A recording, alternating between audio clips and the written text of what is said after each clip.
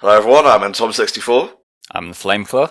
And I'm Richie. And welcome to the HellfireComms story mode playthrough of Mario and Sonic at the Winter Olympic Games DS. This is basically the 10-year anniversary of the game. We're like a couple of months out. It originally released in October of 2009, but what the hell, I'm in a Christmas mood here, so why not do a Christmassy type game? And you may be wondering, why a minigame collection exactly? And we're just going to go from like game to game and show you what it's all about. Surely we could have done the Wii version for better graphics if so. Well, the thing is, the Adventure Tours mode, and some of you may actually have seen the non-commentary version of this on the Hellfire Playthroughs channel, because it's one of the most viewed versions of the game out there. Not to humble brag or anything, I was just one of the first guys to be a sad act and record the thing.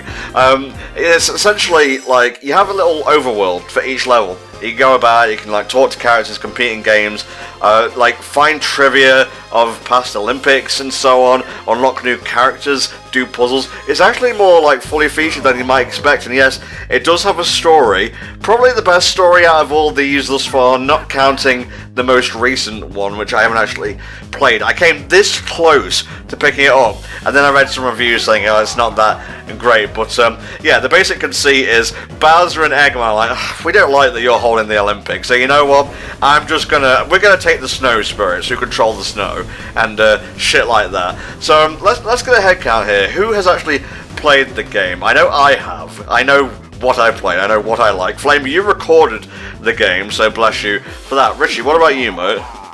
So I have never played the DS version. However, I did play the original Mario and Sonic at the Olympic Games, and I have played the Wii version of Mario and Sonic at the Olympic Winter Games, Vancouver 2010.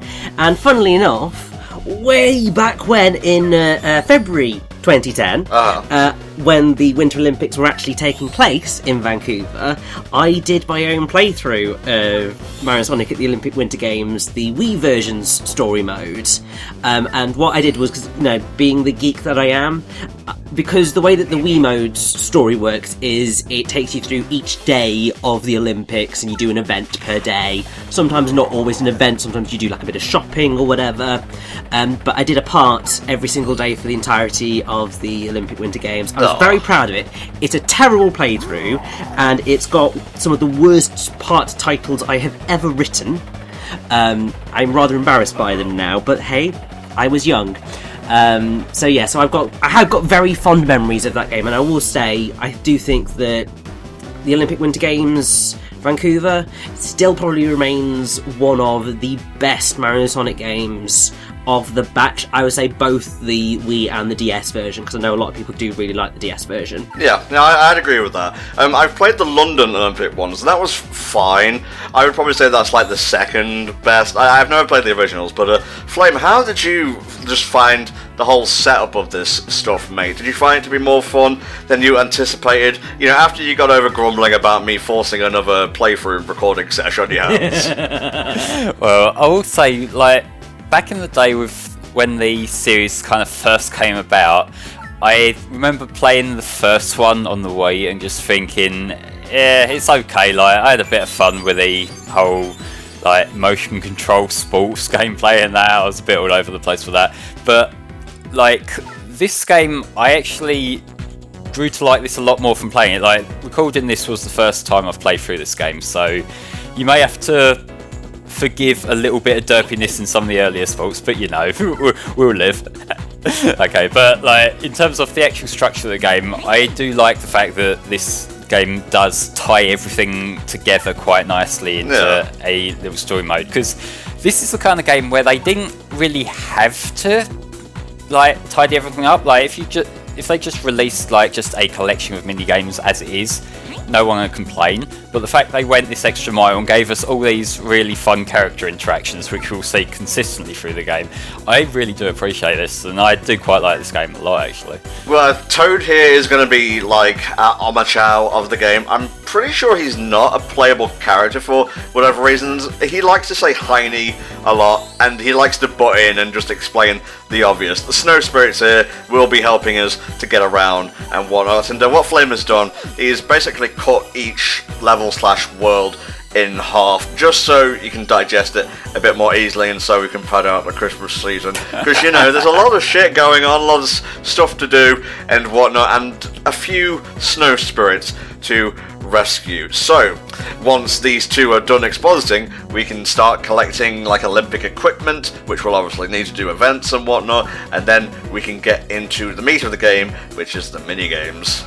Yeah. Now, something that I do want to bring up is obviously, Flame, you mentioned that they didn't have to do a story mode at all, and I do agree, they didn't have to, because in the original Mario and Sonic at the Olympic Games, which was Beijing 2008, they didn't. There was no story mode. So in order to get to the credits, you just had to beat all of the cups, which were just sort of collections of the games. And while fun, it's a real big challenge. I still to this day have not actually beaten Mario and Sonic at the Olympic Games, because those final few cups are killer. So I was really appreciative when they did do a story mode of some description for the Wii version, which I did like, and obviously this is a much more expanded version of that, and I do like the concept of it, because it means that there's much more there's more single player content to enjoy, and it's why, like, when it came to London and Rio and Sochi, I really wasn't interested, because there was no real story mode to speak of. I think that they sort of began to restore it a little bit. I can't remember what the one before 2020 is or was, but I think they started it there, and they've sort of further gone with it for the 2020 Olympics in Tokyo. But I do think that, this is probably the best that it has been, and I once again say I appreciate it. Let's find some, what do they call them, Stardust shoes, star skating shoes? I wasn't really paying attention, honestly. The skates, man, I wonder where they are. I have no idea at all. Do you have them, Chow? Give them to me! Yeah, so a lot of the times, well, I'll say a lot of the times, some of the sports you do have to go and find items on the overworld. Most of the time you will just end up walking into them, either because they're lying in a box like in the middle of the road like here, or they're like given to you by another character who you're going to talk to out of curiosity. So at least for the earlier worlds, you've not got too much risk of getting lost. That will change in a later world, and I'm sure you know which one I mean. But yes, for the time being, you can just sort of bumble around, talk to anything that looks interesting, and you'll find things to do along the way, which is quite nice. These signs here are basically what you use to enter the minigame, so you're never like having to find a certain character and whatnot to do them. If the character is standing by a board, chances are you're going to be taking on that person in like a duel or something. But as we see here, you only start off with Mario and Sonic, and you can like unlock quite a few and like varied playable characters throughout the game who each specialise in own things. Like Sonic is faster than Mario, but I believe Mario is better all around, that sort of thing.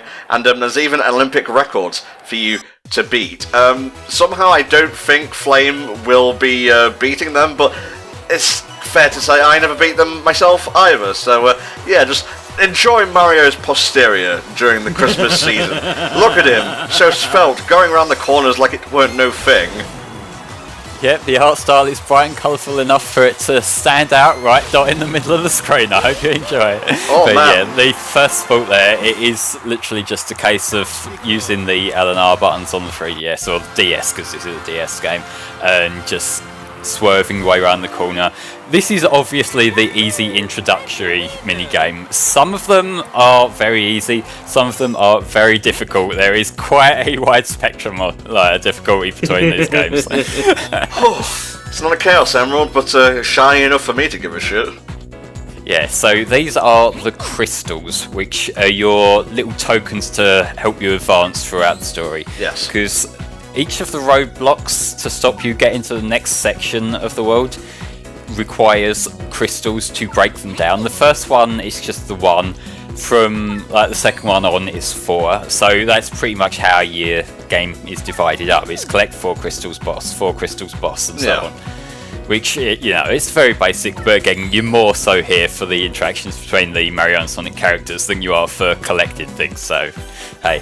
It's very basic right now, but as we'll go through, there are actually some great character moments throughout the game, which is what I believe puts this over the other ones. Even if you took out the overworld stuff, I think the character writing in this, especially like, slight spoiler, but when Donkey Kong and I think either Vector or Silver become bros is kind of funny.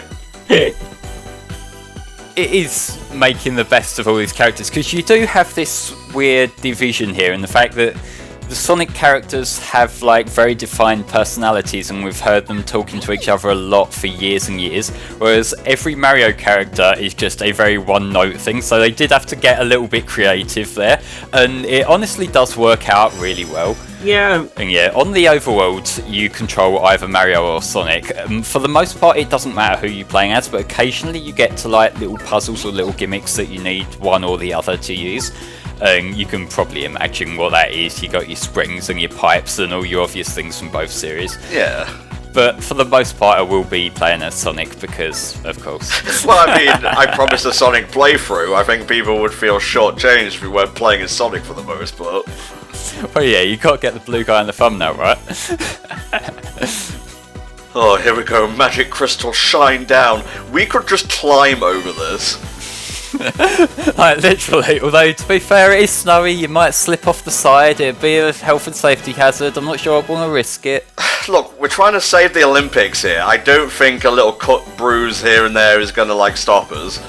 Yeah, also, Sonic just backflipped higher than those ice things were. So, you know, if he did an actual jump and, you know, just tried to jump over the thing, I think he would have been fine. Same with Mario. He's called Jumpman for a reason. Yep, true. That is his middle name. Mario Jumpman Mario. Be sure to check everything that seems clickable in the game, because you can get extra hearts for attempts and whatnot. Sometimes you'll find, I believe, snowballs. Is it, Flame?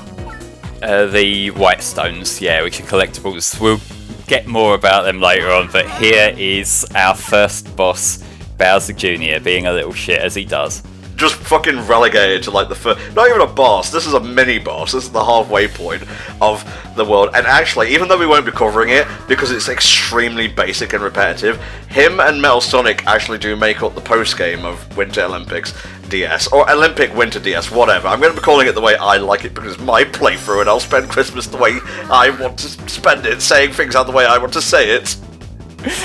Yeah, but it is Olympic Winter Games, not Winter Olympic Games. That did catch me out a little bit, and it clearly did with Tom too, giving his stream playthroughs mislabeled all these years later. But, you know, for the first boss we have a race, so I thought I'd pick the fast boy to show off here. Well, I mean, you did the previous one with Mario, so I think this is fair. The character models are really well detailed for a DS game.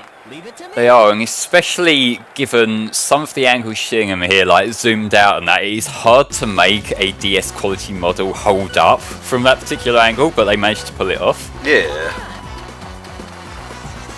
And also, I feel just briefly, because you know this is just going to go quite quickly, the reason that we're all confused about Olympic Winter Games and Winter Olympics is because everyone calls them the Winter Olympics, but their official name is the Olympic Winter Games, and so that's where you get the confusion.